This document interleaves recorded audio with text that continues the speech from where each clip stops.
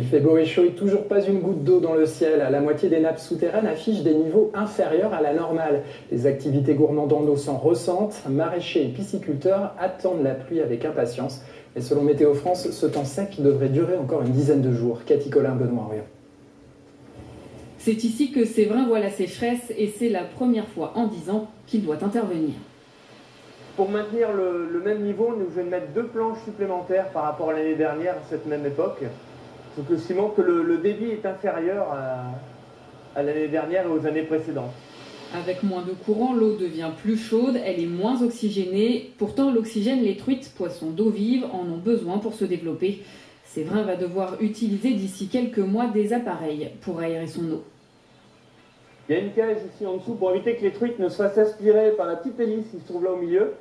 L'hélice va projeter l'eau en l'air sur ce cône, donc ça va faire une gerbe d'eau d'à peu près 1 mètre autour de cet appareil. 6 appareils pour un mois de fonctionnement, il faut compter à peu près 1 000 €. Donc vous comptez, si je dois les faire marcher pendant 4 mois, 5 mois, 6 mois, la facture d'électricité de combien va être gonflée derrière. Pas d'eau, le constat est le même dans cette exploitation bio des ortillonnages. Alors ça rebouge des fois un petit peu dans la semaine, mais on est quand même moins haut que d'habitude. C'est la période des semis, pas encore de racines. Pour pomper l'eau du sol, il faut de la pluie. Jean-Louis a dû commencer à arroser artificiellement ses plantations, mais les navets ont bien du mal à pousser. Ça ne fait pas la même chose que la pluie, parce que quand la pluie arrive, tout est là en même temps. C'est-à-dire qu'il y a en même temps l'humidité de l'air, et c'est beaucoup plus bénéfique que lorsqu'on fait un arrosage comme ça. Déjà, c'est long, avec des petits sprinklers comme ça. Il faut laisser minimum 3 heures pour avoir à peu près 8 mm d'eau sur le terrain.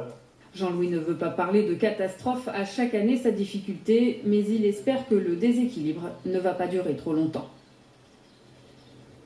Selon les derniers relevés, il n'y a pas de problème dans l'Aisne, mais la situation est plus difficile dans l'Oise et dans la Somme, surtout dans le Vimeux et le Ponthieu.